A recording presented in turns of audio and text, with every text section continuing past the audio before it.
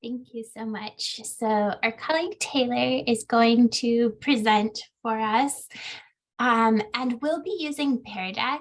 So if you all could go to joinpd.com, and I think Taylor will drop that link in the chat as well, and just enter those 6 letters there, KFWVPO.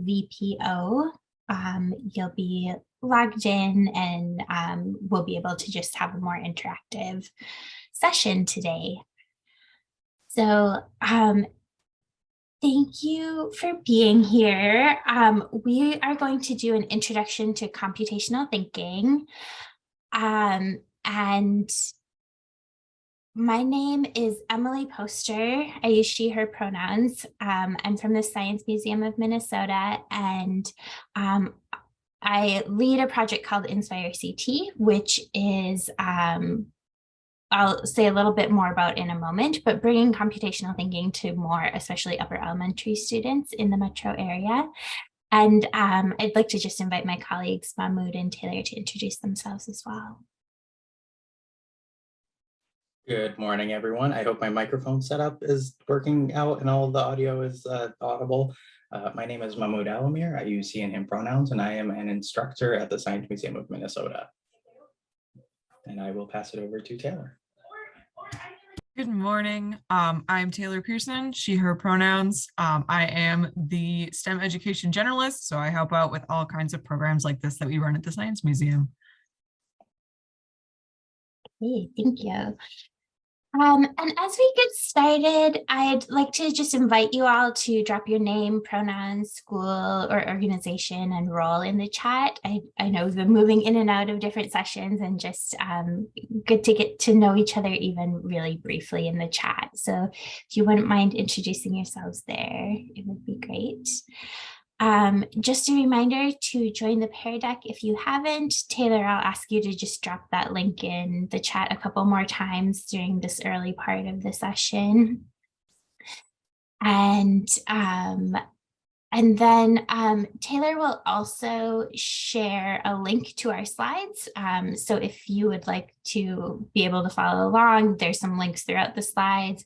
So you'll have access to those. So you'll have that link in the chat here. Just a moment. But so what brings us here, why we're able to be here with you all today, the Science Museum has a pretty long history of doing computational thinking, computer science work in various contexts, in our summer camps, different projects, and we are currently working on the Inspire CT project, which is a partnership between the museum as well as Minneapolis Public Schools and Hopkins Public Schools. It's funded by the Cargill Foundation. And the goal of that project is really to build capacity for computational thinking education, both for students and building teachers' capacity, and also working with districts to help kind of structure support systems and hear about how to make the work that we're doing sustainable.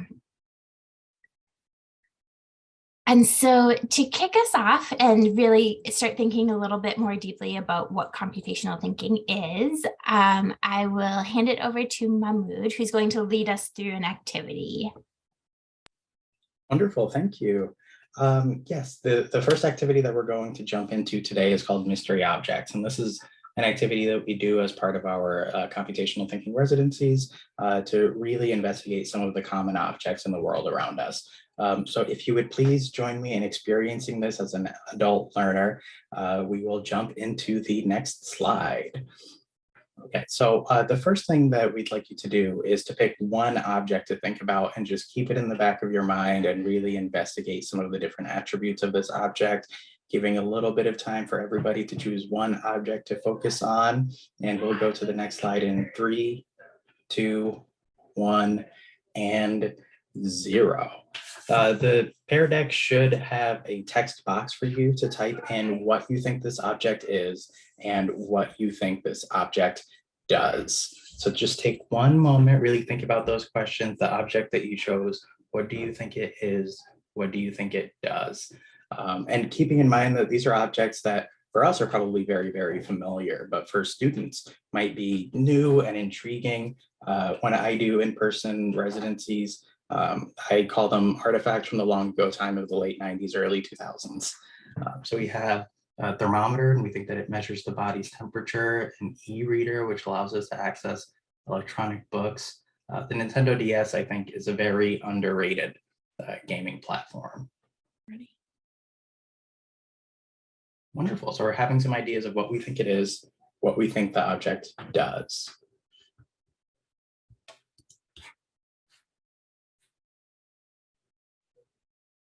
E-reader seems like a very popular pick.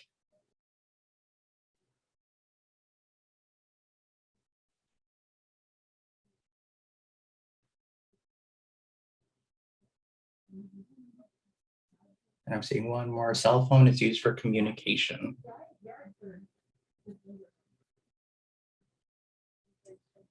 Awesome. Thank you so much. Taylor, if we can go to the next slide. And this is one of those core concepts that we really try to get across when we're doing the mystery objects activity, which is, do you think a person could do the same task without using this particular object? So if you chose the e-reader and you described what you think it's used for, could a person do the same thing without using that object? So let's just take a moment and let's think about whether a person can do the same task without the object.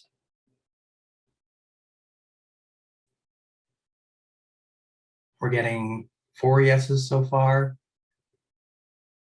Not seeing no's or not sure's just yet.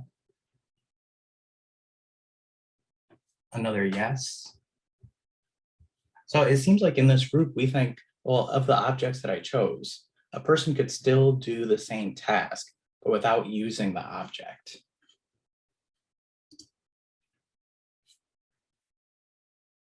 Is there anybody who would like to share why they think a person could do the same thing without using that object?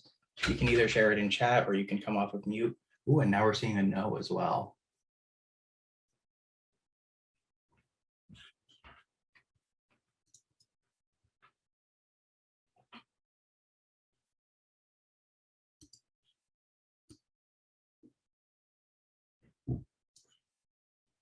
Let's just give one more moment in case someone is typing out why they think a person could or could not do the same task without using that object.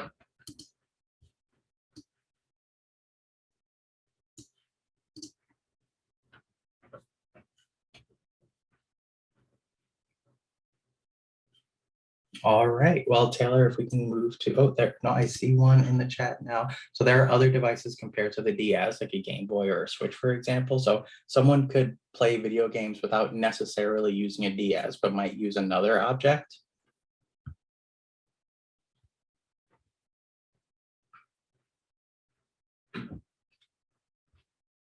Thank you, Sandra. And then Taylor, if we can move into our next slide. So the question that remains then is, if a person could do the same task without using that object, why would we use that object instead? Like if a person could, for example, read without using an e-reader, why would we use an e-reader? And I saw another one just come up in the chat as well. It said, I picked the camera. You would need some kind of camera like a phone to take that type of image. Okay, so that's a really interesting thought. You would need a camera to take that kind of image. But if a person could do a similar thing without using that object, why would we use that object? Do we want to take a look at the responses?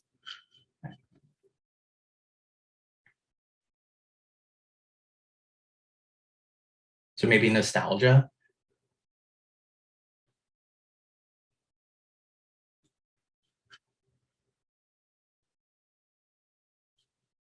So I'm seeing a thermometer is more accurate than putting your hand on someone's forehead. So accuracy might be a reason that we use a thermometer instead of more physical ways of gauging temperature.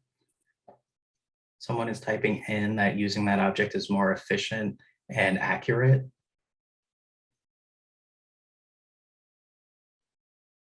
Some other things that have come up in residencies over the last couple of months, especially, is that you could paint a picture, right? If you have a landscape, you can paint out the landscape, you can draw it, you can outline it.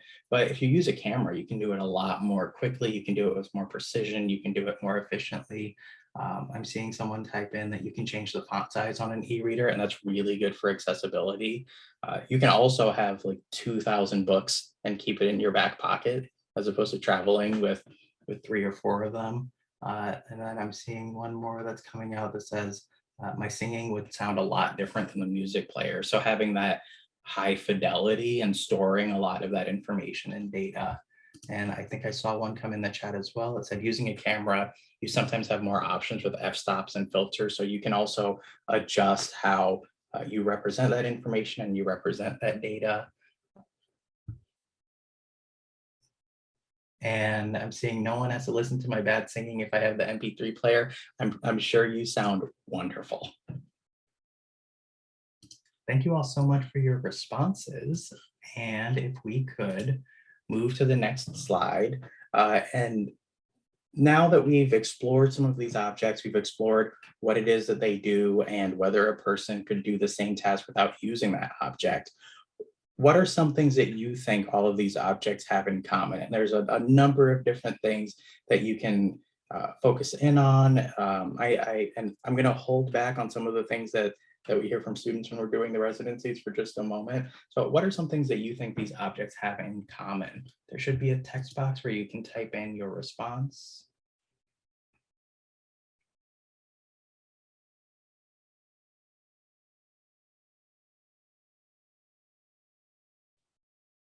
We're seeing some start to come in. Buttons. Buttons are a huge one, especially now that we're seeing all of these cell phones that are completely buttonless. That's one of the things that students really focus in on. It's all of these things have buttons. Screens are another one. I'm seeing batteries come in or some way to draw in power and use that power.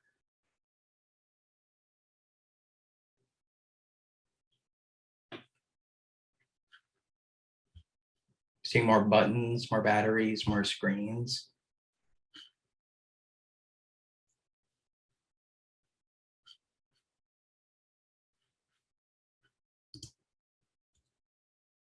Portability. Karen, thank you for putting that in the chat. Thank you. And Taylor, if we could move into our next slide. One of the things that all of these objects have in common is that they have little computer chips in them. They're programmed to do specific tasks faster, with more precision at a larger scale than people can. So whether you were looking at the camera or the gaming platform or the calculator, or the MP3 player, they're programmed in a specific way that we can do things with more speed, more precision at a larger scale. And if we could just move into our next slide, which is our key question. What are some of the things that you think people can do better than computers can? What are some things that you can do better than computers? Let's give just a moment to think and type and connect to humans. So like on an emotional level, we can feel things that other people are feeling. One of the things that comes up way more often than you would expect when you're talking to kids about what people can do better than computers is swimming or drinking water, which I did not anticipate, because they know, like, if you put water on your computer, you will damage your computer. Empathy, caring for others, making art, so being creative and having that really expressive capability, differentiating between different things, learning different things, moving and having fun are other things that have come up. Problem solving, yes, because even though computers can run with precision, we still need that creative aspect. Thank you so much for your responses. And that brings us to computational thinking, which our definition for computational thinking is that is what we're doing when we skillfully bring together the things that people are good at and the things that computers are good at. Because if you can have a computer that can precisely calculate mathematical problems and you have a human mind that can come up with those creative solutions in the first place, then you create some wonderful, wonderful things. And I will turn it over to Emily to talk to us about how computational thinking kind of fits into the larger realm of computer science, coding, and different ways that we approach this new field. Thanks, Mahmoud. So yes, Taylor, if you could move ahead just a couple of slides. I know this has been a topic a couple of other places today, so I won't spend too much time on it. But we're often asked about why we focus on computational thinking and not computer science or programming. And so this is an image from Digital Promise that we find really useful in helping to think about some of the overlaps and connections between all of those areas. And part of why we really focus on computational thinking is that it's those broader concepts and being able to leverage concepts and skills from computer science, but also apply them to other contexts. And often when we're talking about integrating in the classroom, that means applying them in other subject areas. And so a lot of our work is really in the K5, K8 area. And so we find it really useful to focus on that, to use that broader application and the problem solving skills and concepts in computational thinking as a really strong foundation for maybe future narrowing focus into computer science, into programming. And so on the next slide, we have this student definition on the left, which is the one that Mahmoud just helped us to explore and really arrive at together, of thinking about CT as skillfully bringing together what humans are good at, right? Those things that we said that computers just can't do or can't do nearly as well as humans, but also the things that computers are good at in terms of speed, efficiency, tracking large amounts of information, precision, all of that, and really bringing that together. For teachers, when we're doing professional development, we have a little bit more detailed definition, and that is that computational thinking is a set of practices used in computing to frame problems, create solutions, express ideas, and understand the impact of technology in our world. So that practices word is, of course, very important, and the practices that we choose to focus on in computational thinking are data collection and analysis, algorithm design, abstracting and modularizing, and also debugging. And so we have a document of these CT practices and some guiding questions with each of them and different ways we might apply them as a creator, as a community member, as a programmer. So Taylor's dropped that link in the chat, and I would love it if we just took 3 minutes to read that a little bit and to consider and respond to 2 questions. One is, what stood out to you in the CT practices? So maybe there's something that really resonates. Maybe there's something that you're like, oh, this is a different way than how I often think of computational thinking. Whatever that is, we would love if you would share that. And then the second question is, are you already using these practices, and where and what contexts?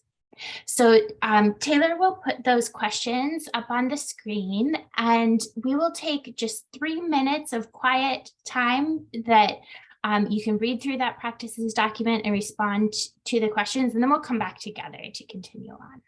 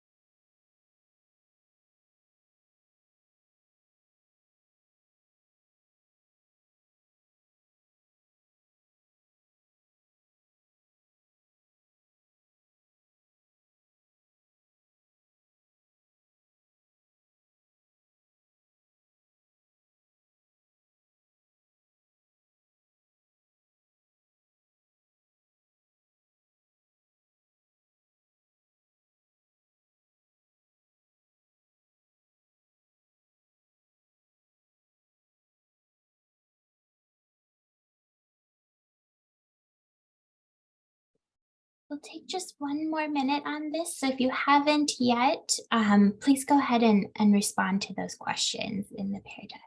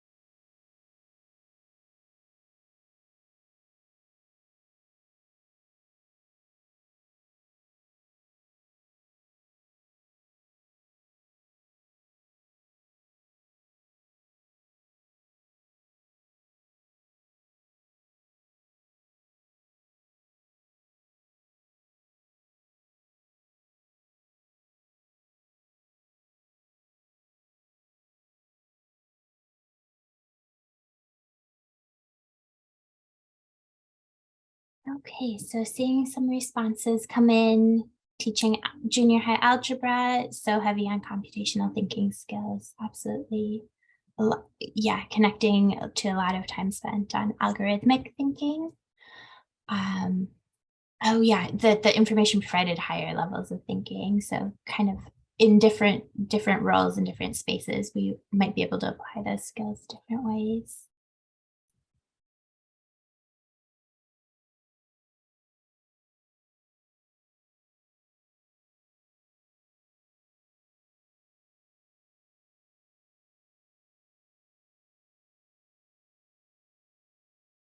Yeah, the community aspect for sure.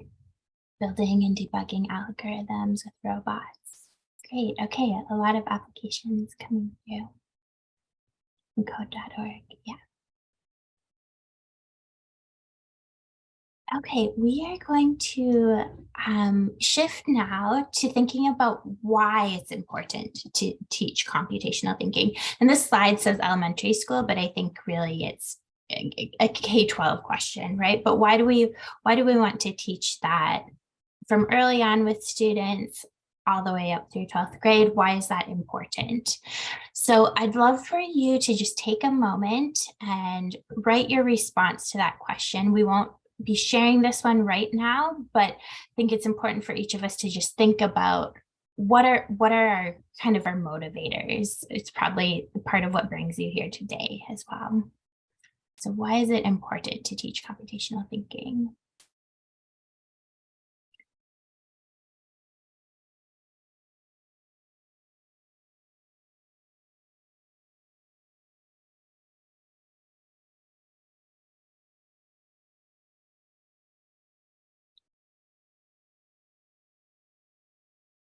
So I'm going to share some of the reasons that at the Science Museum, it's really important to us. And I think this is often a helpful tool to just kind of broaden the why or add and continue to build that out.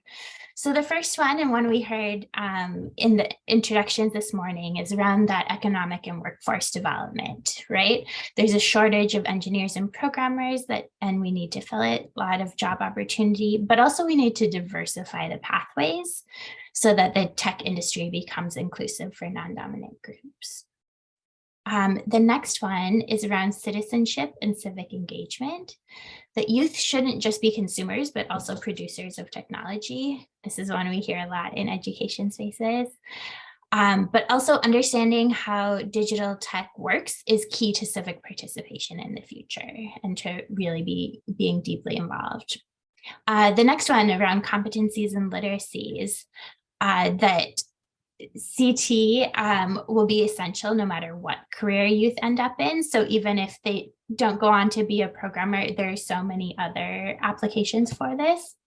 And then it's a program or be programmed world out there. So people who can program computers rather than just use them will have societal power. The next one is personal agency, joy, and fulfillment. And this is one that we see a lot working with students. Creating things using code is fun. More fun means deeper engagement and learning and a sense of personal power and agency. We've also heard a lot that this is a way that students who struggle in other academic areas can really shine.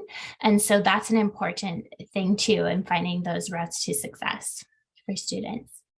The next one is school reform and improvement. So CT often uses project-based learning approaches that can enhance school pedagogy and inspire a shift away from sage on the stage approaches. So continuing to support that shift in the way we're learning and what our classrooms look like. Equity and social justice is a big one as well. So tech tools currently have biases of privileged groups embedded in them, and that needs to change. And we'll talk quite a bit more about that in just a moment here. And then the next one is technological, social, and scientific innovation. So society is changing and traditional jobs are becoming automated. We don't know what the future will bring. We need to produce scientific and technological innovations that solve problems such as climate change, and CT can help us do that. So all of those are potential ways that it's important and why it's important to us to be a part of. On this slide now, I'd love to ask you to go back to the Pear Deck and think back to what you wrote about why it's important to you to teach CT. And if looking at these 7 categories, if one of them was in your initial response, go ahead and use the highlighter tool to make a blue mark on that category. And if it wasn't, but you also feel like it's important, use that red mark. If it was not in your original response, but you'd want to add it, go ahead and just make a mark with using the red highlighter.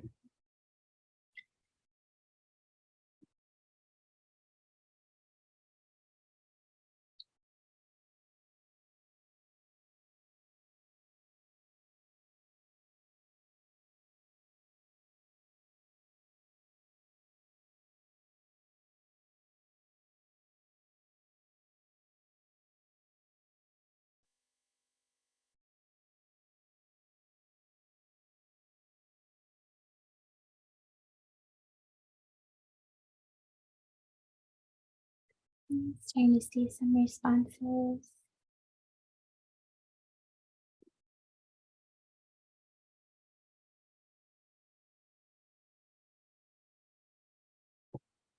Go ahead and keep adding your marks on there.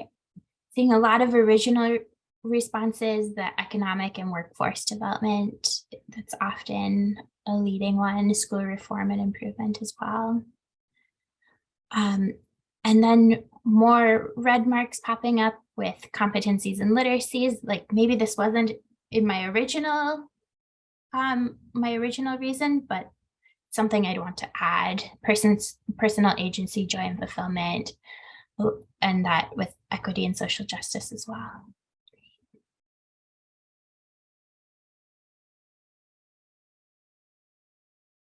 Okay, thank you for taking a moment to reflect on your reasons and your motivations. And I will hand it over to Mahmoud, as I mentioned, just to dig a little deeper into that equity and social justice reason. Wonderful, thank you so much.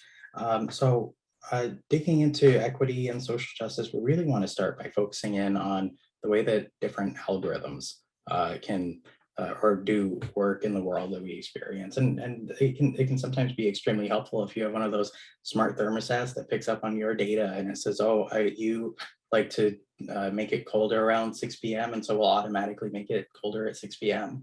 But this slide, and you should have access to the slide deck as well, contains a series of links. Every image in here is a link, and they go to news stories, videos, books from particularly the last few years, really focus on algorithmic bias.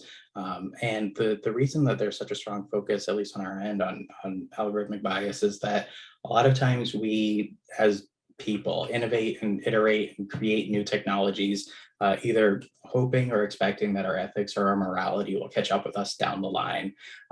But the reality is that a lot of the biases that we're seeing come up through these different algorithms didn't originate with the creation of the algorithms, but the algorithms do allow the biases that are intrinsic in our society to kind of perpetuate.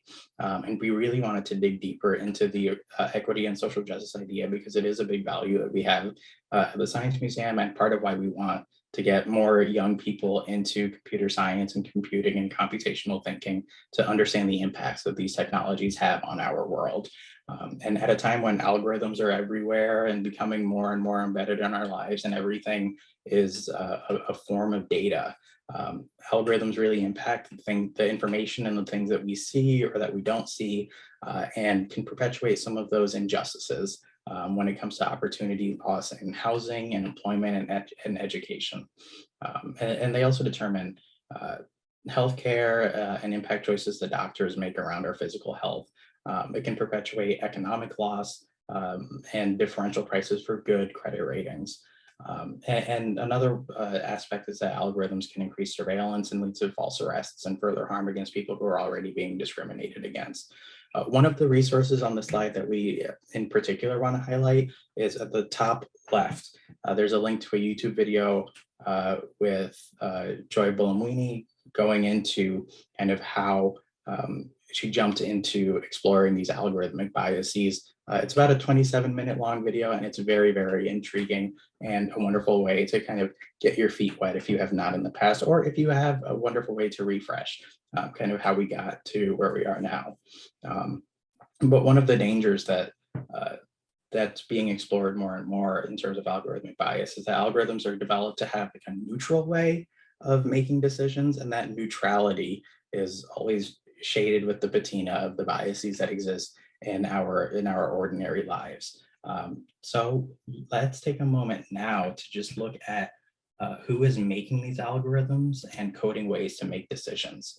And I'd like to preface this by saying that there are a lot of ways to jump into and get involved in computing. There's a lot of colleges and universities that are creating more and more CS plus X programs. So computer science and biology to see the way that proteins might fold, computer science plus art to reinterpret and represent the way that we interact with one another in our technological environment. But if we could focus for just a moment on computing careers and the way that they're regularly or kind of traditionally thought of in terms of software development, web development, and think about those companies like Amazon or Apple, Meta. And since this is MNCodes, if I could sneak in just a quick Prince joke, the organization formerly known as Facebook. What this chart represents is the different demographics, the racial demographics of that it shows the racial demographics of the makeup of some of these different companies. And very often, Silicon Valley will get a high rating for diversity. And that rating for diversity is kind of mirrored in the discrepancy between white employees and generally Asian employees. But we can see that there's disparity in terms of racial demographics who work at these companies. And another important thing to kind of focus in on is that these statistics don't tell the full stories of who the people are, what positions they hold, who the decision makers are. If we look, for example, at Amazon, you can see that there's a wide array of different racial demographics, 38.9% white, 15.1% Asian, 17% Latinx, and 24.5% Black. But this chart in particular doesn't show a breakdown of who is making decisions, who is working in retail factories and warehouses. And those inequalities also, if we can go to our next slide, Taylor, I think you're on another tab for the time being. Yep, sorry, Zoom is new to me.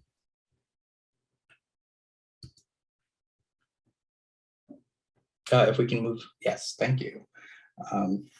It's that those inequalities that exist for race and ethnicity, there are also significant imbalances in terms of gender representation in computing careers. Over half of the people who are receiving bachelor's degrees in 2019 in all fields are women, but in computer science, it was 21% of graduates. And this number has actually been dropping. In 1985, 37% of the CS graduates were women. And if we break those demographics down further, we see that the percentages of women in color are smaller than what we would expect a representative population to be. And that really drives the need to have more people in more diverse backgrounds to be solving more of these computational problems and see and uncover the biases that are embedded in the systems and algorithms that we currently use. Going back to the video that we shouted out with Joy Bellamwini, one of the things that comes up with the co-host Latanya Green is that Latanya Green was searching her name on Google and found a website that was advertising her arrest record. And that was strange to her because she didn't know she had an arrest record. And one of the things that the moderators asked her was, well, why do you think you're the one who stumbled onto it? Why didn't a white computer scientist stumble onto it? And her response was that, well, if a white computer scientist entered their name into Google, they probably wouldn't get the advertisement showing their non-existent arrest record. And that really underscores the need to have different populations, different race, ethnicity, gender, sexual orientation, really going into these decision-making practices. And one more thing that is very important to know, if we can move to the next slide. Thank you, is that those statistics that show kind of the gendered breakdown leave out some data about trans and non-binary people who are employed in the tech fields. While we're not fully able to find clear data about this representation of these groups in technology fields in general, we know that trans and non-binary people often earn less and have fewer legal protections and face higher rates of discrimination and harassment than their cisgendered counterparts in all employment fields. And we're seeing it more and more in the political domain. But tech fields have received higher ratings from LGBTQIA groups that monitor workplace discrimination, which suggests that technology fields may be a more welcoming place for LGBTQIA youth in future careers, but we don't have that clear data just yet. So you can see that overall, right, for all workers, if we use a baseline of $1,001, LGBTQ plus people make about 90% of an average worker, trans men about 7 to 70%, gender non-binary, gender non-conforming, or two-spirit about $678 for every $1,001, and trans women about 60% of the average for all workers. And there's a very large and clear need for more concrete data that really looks into some of the disparities that exist in the tech sector, and then in the all-encompassing computing, computer science, computational thinking field that is existent and that is burgeoning. And that was a lot of information and a lot of data thrown all at once. So let's do a very quick check-in and see, how are you feeling about computational thinking right now? You should have a star that you can drag in the mood meter for your interest level, whether it's very high or very low for computational thinking, and your comfort level, whether you're feeling not super comfortable with it just yet, or if you're feeling very comfortable. And if we can go to responses, you can drag your star. We're seeing so far 2, high interest, high comfort.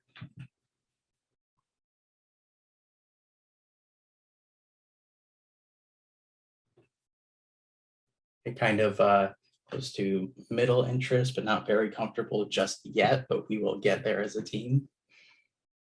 We're seeing one near the origin. Somewhat interested, somewhat comfortable.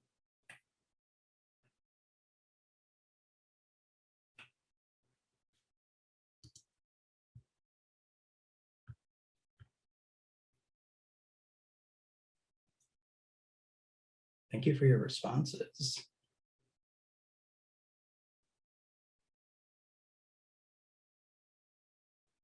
Okay. And if we can go to the next slide, and this is somewhat similar to a question that we asked earlier in the PD, but with a different dimension, which is, where do you see connections between computational thinking and your work? That can be what you do in a classroom, in an organization, but where do you see connections between computational thinking as a whole and your work? So take a moment, just think through where you see connections between computational thinking and your work. Let's give just a moment to type these out.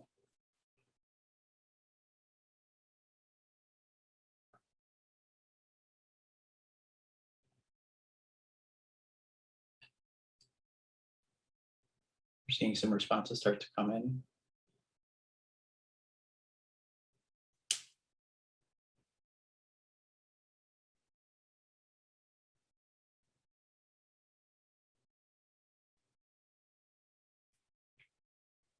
Having to teach perseverance. Yeah, perseverance is one of those things that failure is very much not a dirty word when it comes to computational thinking, computer science, and you can expect to fail 100 times, and then you finally get to where you were wanting to go and debugging.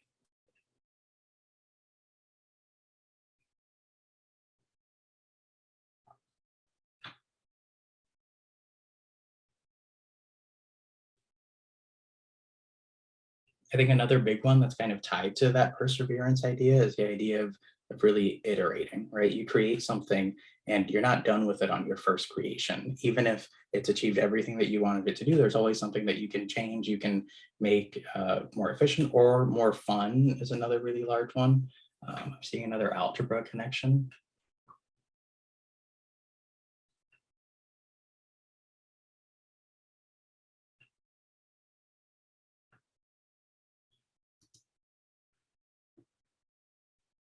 You're seeing students use most of these skills every day: problem solving, perseverance. Another connection that is, or it was less obvious to me, and then someone pointed it out, it's like, of course, is in social and emotional work and in interpersonal work, where you really do, if you're problem solving with somebody, you get rid of the things that that are taking away from the focus, and you really focus on the problem with one another, you work it out, and you debug in an interpersonal sense too. Identifying issues and debugging them, resilience.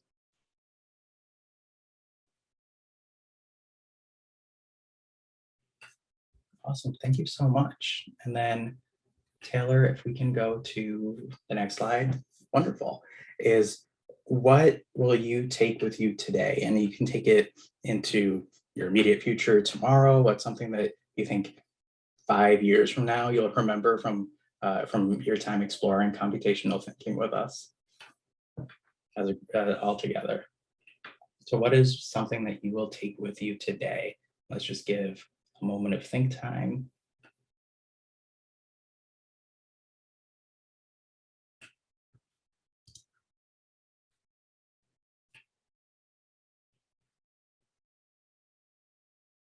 I really want to work on making those community connections, getting more colleagues to implement more computational thinking, computer science, changing the statistics.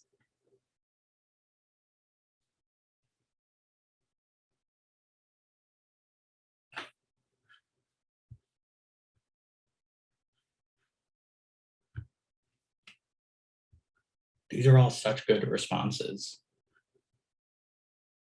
And it seems like it all really comes down, if I can attempt to summarize, is creating a broader culture of computing, whether it's within your school, within your organization, within the great state of Minnesota, known for Prince, 10,000 lakes and snow through May.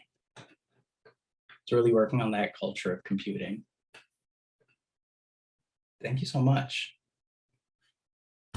And we have a couple of things that if you wanted another thing that you could take with you from our time together are just some resources and places that you can continue to explore computational thinking. That first bullet has a link to a mystery object video and a lesson plan. It's similar to what we were doing at the beginning of our time together. The second one has another unplugged activity, My Robotic Friends.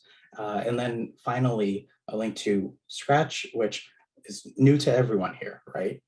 You may be familiar with Scratch, but we wanted to also make sure to include a link to the Scratch website and then a couple of videos that were created at the Science Museum of Minnesota as ways to explore Scratch on your own, with your students in a group, and really continue to build that culture of computing and computational thinking. And it looks like we are wrapped up just a couple minutes early. So should we open up for some questions that people may have? So if you have any questions, you can put it in the chat, you can unmute and ask them, and we will do our best. The link is saying we need access. Which link is that? Are you talking Hang on, about Mahmoud, I'm working on it. Oh, no worries. I just wanted to point out too the email address at the top of the screen, inspiresafety@smm.org. That goes to Mahmoud and Taylor and I. We all three of us check that one. So if you have any follow-up questions in the days to come, or any issues getting to resources, please don't hesitate to let us know.